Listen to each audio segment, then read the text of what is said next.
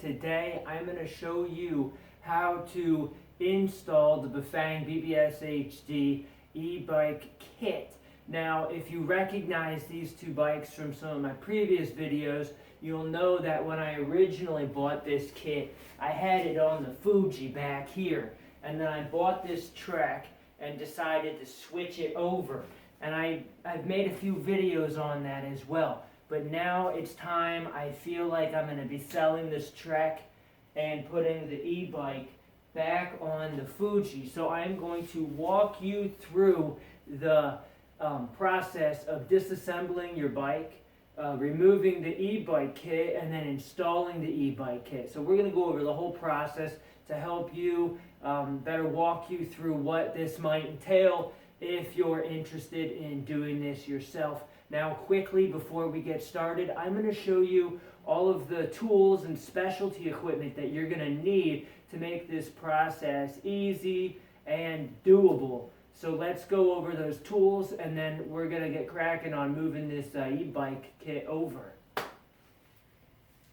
So these aren't all the tools that you're going to need, but some that you definitely need is a full set of Allen keys. And you'll need the big ones too. So a full set of metric Allen keys, screwdriver with a Phillips and a flathead is always helpful depending on what kind of parts your bike has. Some grease, you're going to need some grease.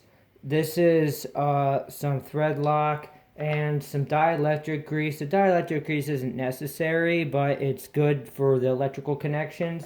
So when you're installing your new parts, you want to make sure that you're doing it correctly. So having these, this is going to help you cut the zip ties. You'll need all the zip ties, all different sizes. We've got small ones, we've got medium ones, we've got large ones. So you'll go through 100 of these just to get the setup that you want dialed in.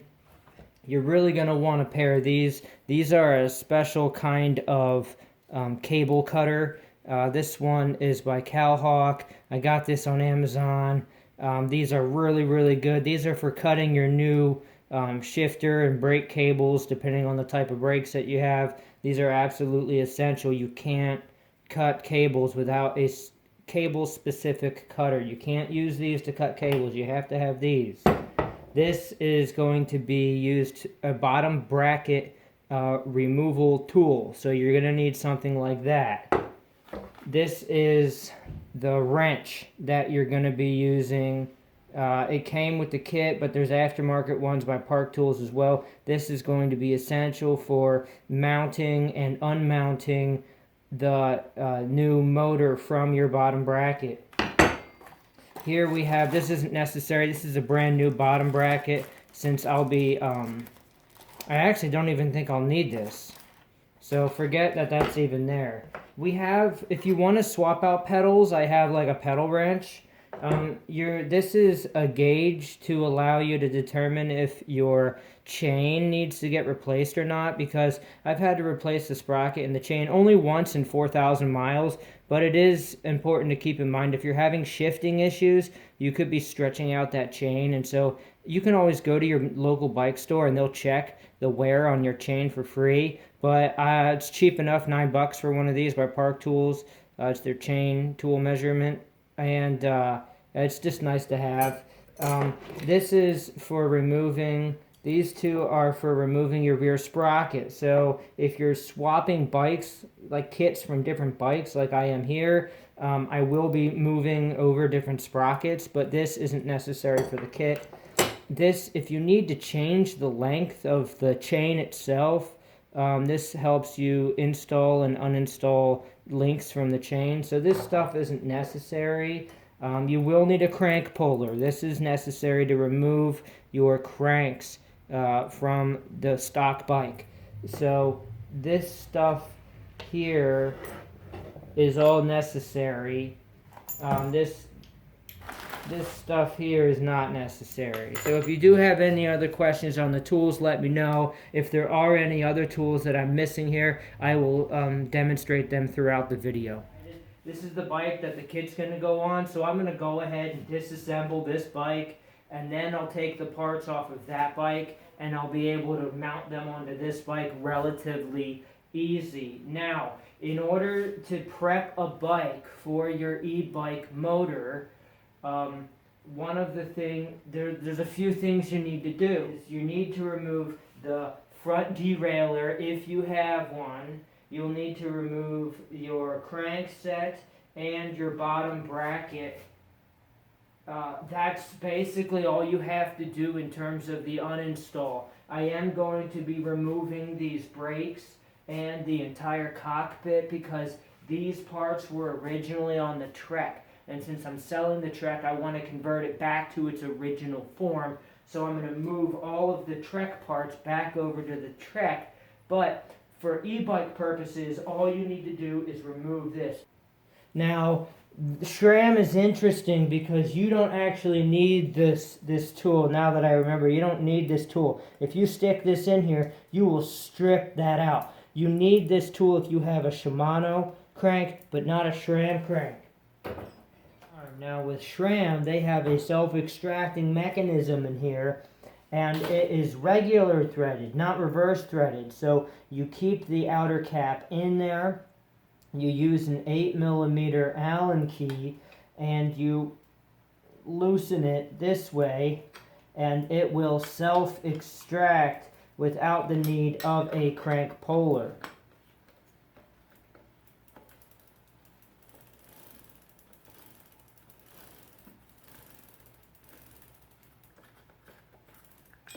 There you go. And then this part, it's also nice to have a rubber mallet. That way you don't bang anything up. You can tap that out. I'm going to go ahead and remove this.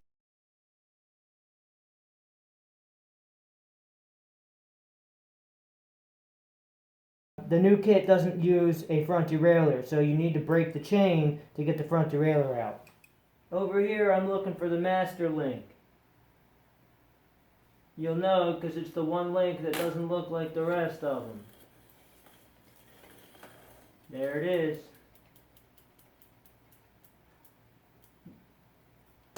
This thing right here is a lifesaver. Lifesaver. You need to have that.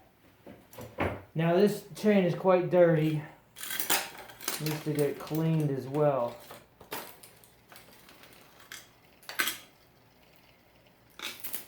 Chain out, bottom bracket out, or front derailleur. I don't know why I keep calling it bottom bracket. This is out. I have another review on this monster kit. Check it out. Love it. That one is regular threaded.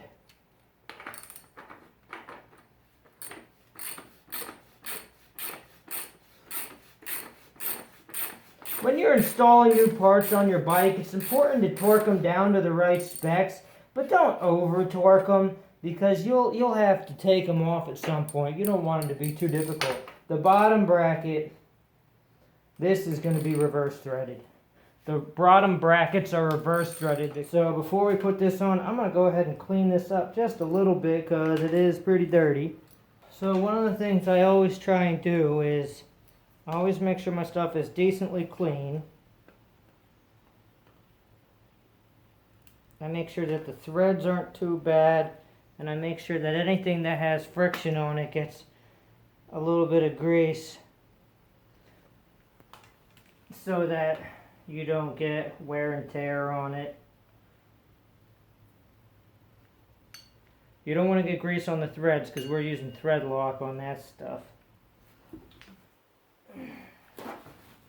One of the things I'm noticing is I'm just hearing too much grit in there. I want to make sure that everything is super clean before you mount that motor. You want to make sure you do a good job. It's not even perfect, it's just, you're going to put here, run, snow, rain, jumping up.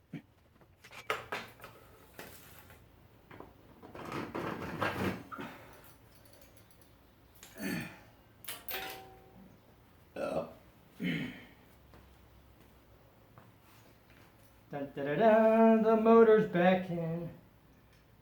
Remember, you don't want to run any wires under here, like your brake wires, because you'll have to remove the motor to get at them. The only exception is the cable shifter. Then we take this bracket, it's got some tines on it, those face in.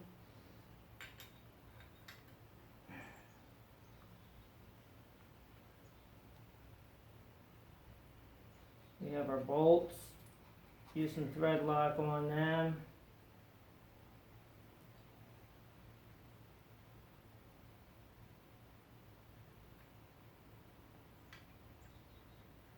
With this size bottom bracket, I think it's a 63 mil, I don't need any spacers between the motor and this bracket.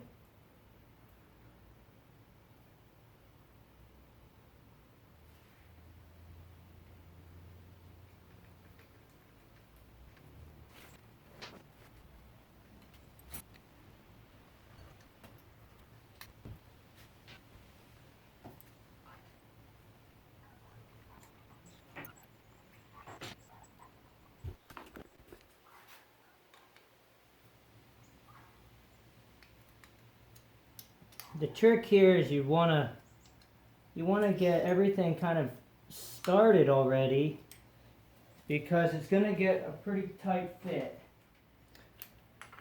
Because I'm reinstalling this, I need to match up. There's indentations now on the frame from this mount. It digs into the frame, so keep that in mind. Don't use a carbon frame, and don't use a frame that you want to keep in pristine condition. I'm going to match up those original indents with where they're at now, so I don't make new ones.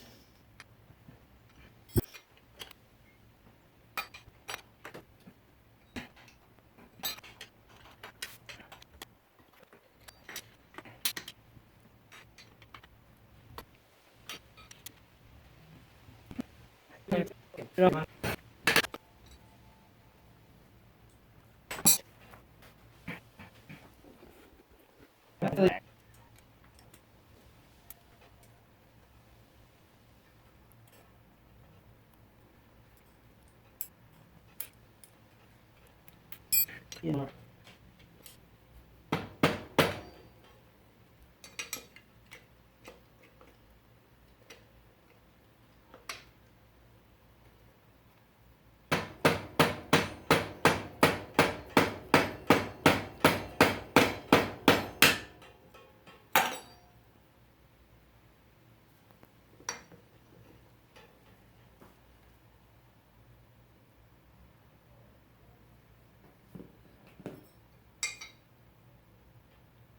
That, my friends, is not going anywhere.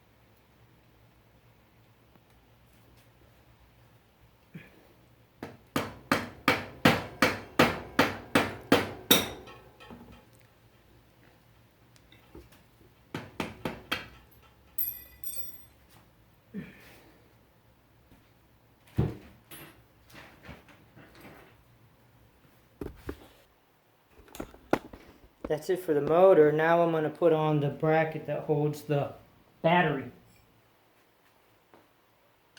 If you remember from my previous video, I had 2 extra mounts riveted into my frame because the battery mount has 4 slots. It's actually cracked here in 2 places. Probably at some point get a new mount. I have to undo some of that wiring and thread it up through here. So that's what I'm going to do now, is do the wiring and the battery mount. So here's the finished product. The Fuji is now back to e-bike status. So, got the brakes all dialed in. This is how I mounted the... Come on. That's the wheel speed sensor. That's the little magnet, tells you how fast you're going. Just used two, come on. 2 ties for that. Zip tied it down there. This is the motor. Comes up through the triangle here. This is the rear derailleur cable. This is the shift cutoff, so when you shift it cuts off the motor. All of the wires come up through here, wrap them around 2 to 3 times around here just to keep up the slack. If you're good with electronics, you could trim all this stuff up, but I don't know enough about all that to shorten these, and you never know what other bike you might fit this on, so I just keep the original lengths. Everything's been heat shrunk and Dielectric greased.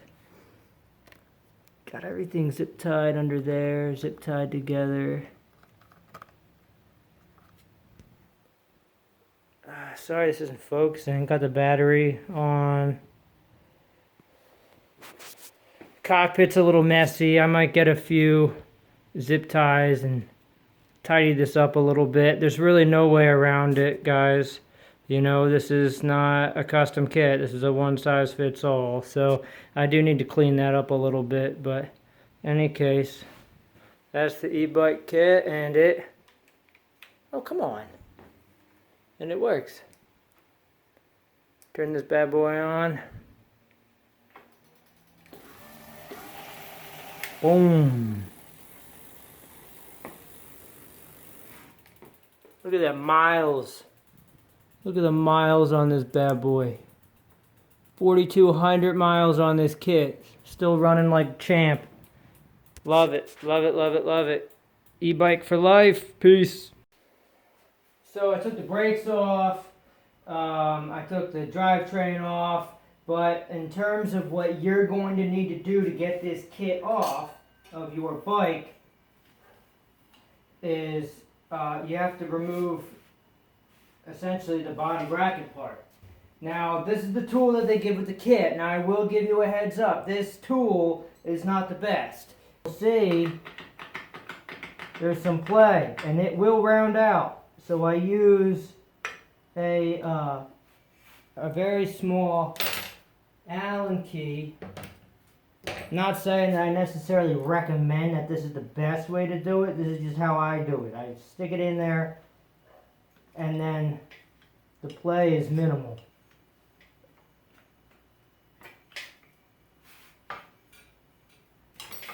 This is the most annoying part, one of the most annoying parts about the kit is you can get a park tool. There's a park tool part. I'll put that in the description below. That's the one that you want for this. I just have been too cheap. You know, if you're installing these for a living, I'd say go get one. I'd probably get one too, knowing what I know now, because this outer ring, it's still good, but there's parts of it that are rounded out. And then you have an inner ring.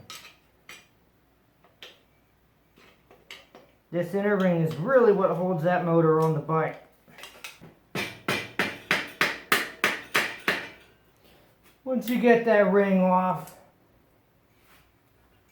you take these bolts off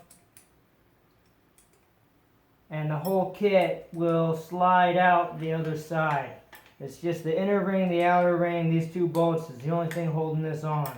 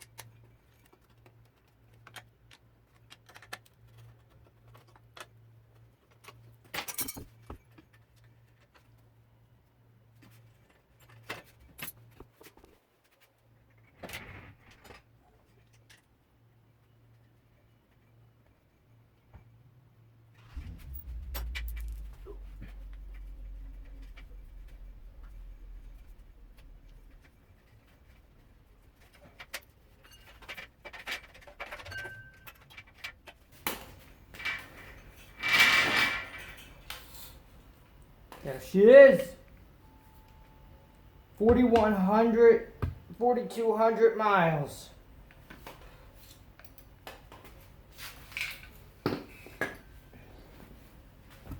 Now, one of the things I'm going to go ahead and do is, well, because I'm switching all the cockpits, all of this, now,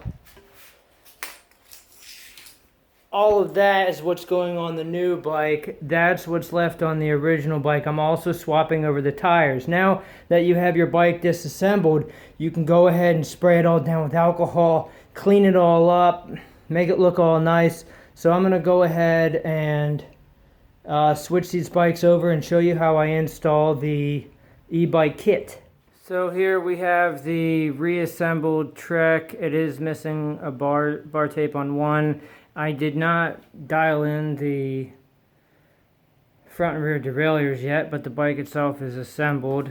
And this is our Fuji, which we'll put the motor on.